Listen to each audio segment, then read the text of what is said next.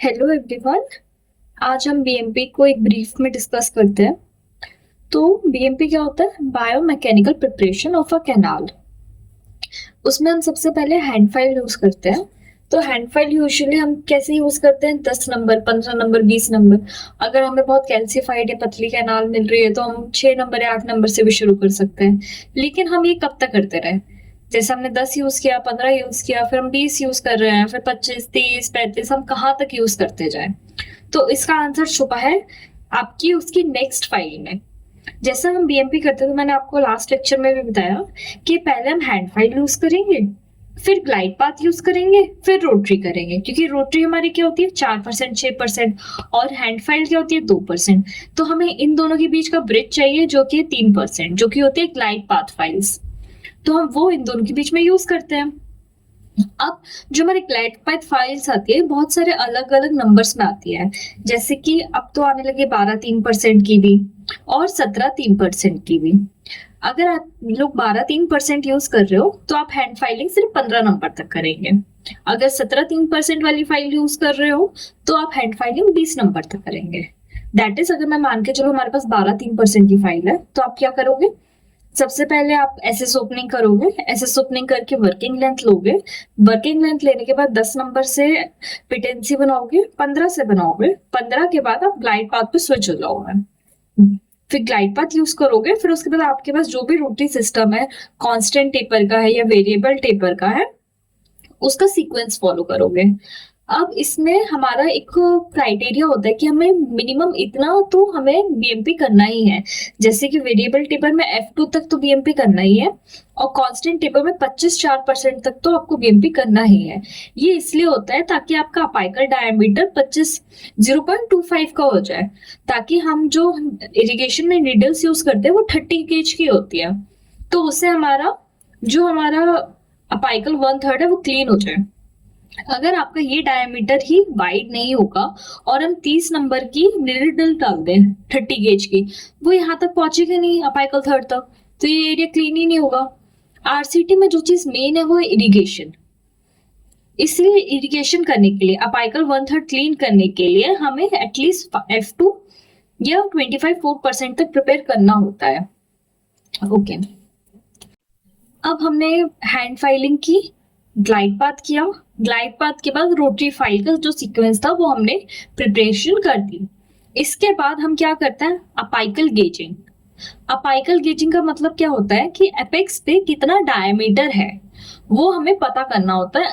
Apex diameter ये इसलिए हम पता करते हैं ताकि हमारा अपाइकल सील बहुत अच्छा हो, ताकि हमें पता हो कि हम कौन से नंबर का जीपी उसमें यूज करें। तो let's understand what I mean by this. जैसे कि लास्ट रोटरी फाइल जो आप यूज करते हो, फॉर एग्जाम्पल इधर हमने 25-4% की रोटरी फाइल लास्ट यूज की। अब 25-4% का मतलब क्या होता है? 25 नंबर की फाइल है लेकिन उसका टेपर 4% है। तो हम इस केस में क्या करेंगे? हम 25 नंबर की हैंड फाइल उठाएंगे, के फाइल। अब इसको हम जब इंसर्ट करेंगे पूरा पेक्स तक तो ये थोड़ा टाइटली जाएगी। तो अब अगर टाइटली ये जा रही है इसका मतलब है कि हमारा अपाइकल डायमीटर 0.25 mm तक हो गया है और हमें इसको इसके आगे और प्रिपेयर करने की जरूरत नहीं है। लेकिन अगर हमारी 25 नंबर की फाइल बहुत ढीली है, बहुत ज्यादा ही ढीली है, तो इसका मतलब ये है कि 25 mm की जो फाइल है उसका डायमीटर पतला है और हमारे जो रूट कैनाल का एपेक्स है उसका डायमीटर ज्यादा है, इसलिए तो वो ढीली है। इसका मतलब ये है कि अभी वो अच्छे से प्रिपेयर ही नहीं हुआ है। तो इसलिए हम इसमें जो रोटरी हमने यूज किया 25-4 के बाद हम 34% यूज करेंगे। हम इधर फाइल का नंबर बढ़ा देंगे।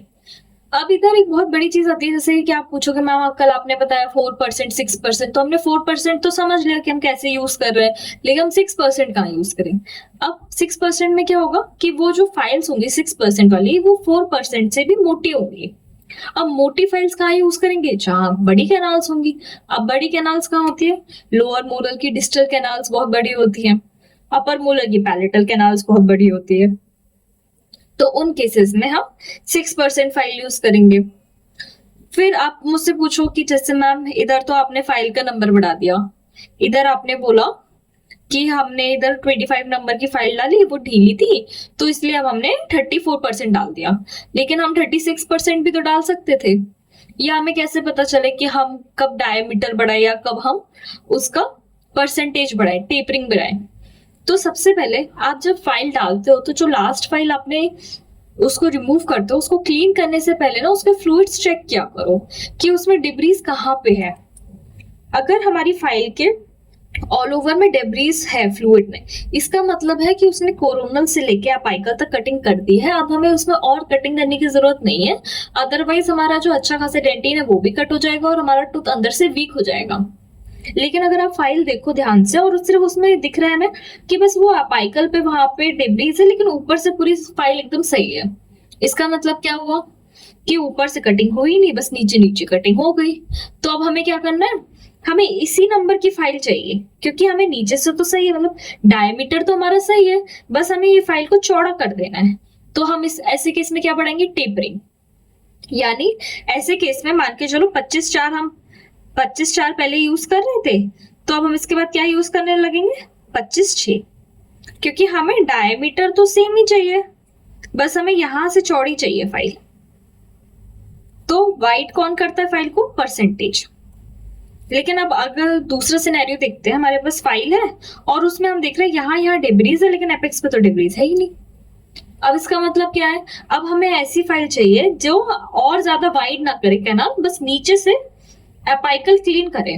तो इस केस में क्या करेंगे, जैसे कि हम 25/4 यूज कर रहे थे, तो हम 4% चेंज नहीं करेंगे, क्योंकि हमें टेपरिंग तो बढ़िया है, क्योंकि यहाँ तो कटिंग हो रही है तो टेपरिंग ठीक है, बस हमें नंबर चेंज करना है। तो हम 25 की जगह इधर क्या कर देंगे, 34%। समझ आया? ये थोड़ा सा भी कंफ्यूजिंग लगेगा, लेकिन धीरे धीरे समझ जाओगे। 2-3 बार इस वीडियो को देखना, समझ आएगा। मैं एक बार और ब्रीफली बता देती हूँ। सबसे पहले कोई भी हमने फाइल ली, ठीक है, बीएमपी कैसे की, पहले हैंड फाइल की, ग्लाइड पाथ की, फिर हमने रोटरी की। अब रोटरी जो करेंगे वो बेयर मिनिमम कहाँ तक करेंगे, F2 या 25/4। यहां तक क्यों करेंगे, क्योंकि हम जो निडल यूज करते हैं वो होती है 30 गेज की, इसलिए हम यूज करेंगे। अब इसके बाद हम क्या करेंगे, अपाइकल गेजिंग। अपाइकल गेजिंग क्यों करेंगे, ताकि हमें पता चले कि हमारा एपेक्स का डायमीटर कितना है, जिससे कि हमारा ऑब्जर्वेशन बहुत अच्छा हो, वहां पे एक बहुत हर्मेटिक सील बने, ताकि हमारे आगे चल के इन फ्यूचर आरसीटी फेल ना हो। तो उसके लिए अपाइकल गेजिंग कैसे करेंगे, जैसे हमने 25/4 तक बीएमपी की, तो हम 25 नंबर की के फाइल उठाएंगे, देखेंगे लूज तो नहीं, अच्छे से टाइटली वो जा रहा है या नहीं जा रहा है। अगर टाइटली है तो बहुत अच्छी बात है, आपको और बीएमपी करने की जरूरत नहीं है। अगर वो लूज है तो आप क्या करोगे, आप लूज है अगर, यानी कि हमारा एपेक्स से वो एंगेज नहीं हुए, तो हम अपाइकल डायमीटर बढ़ाएंगे, यानी इसको कर देंगे 34%। और जब आप 25/4 तक कर लिया करो ना, तो 25/4 को एक बार देखा करो। जैसे कि हमने, ये हमारी रोटरी फाइल रही 25/4 की, अब इसको देखो कि इसमें डेब्रीज कहाँ तक है। अगर इसमें ऑल सारे फ्लूइड्स में डेब्रीज है, कोरोनल से लेके अपाइकल तक, तो यानी कि हमें ऑल ओवर कटिंग हो गई, और करने की जरूरत नहीं है।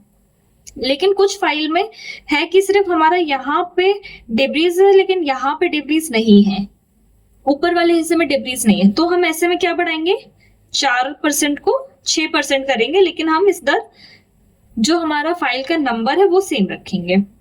फिर कुछ हमारी फाइल्स ऐसी होंगी कि उसमें डेब्रीज यहाँ कोरोनल और मिडिल थर्ड में, लेकिन अपाइकल एकदम सही है, अपाइकल में तो डेब्रीज है ही नहीं, वहां के फ्लूइड्स एकदम क्लीन है। तो ऐसे केस में हम क्या बढ़ाएंगे, फाइल का नंबर 25/4 है तो उसको 30/4 कर देंगे। समझ आया? कोई चीज अगर किसी बात का कोई डाउट हो तो आप प्लीज कमेंट सेक्शन में डालिए, मैं उसको आंसर करूंगी। And thank you so much for watching this. आगे हम इरिगेशन पढ़ेंगे, so stay tuned. Thank you.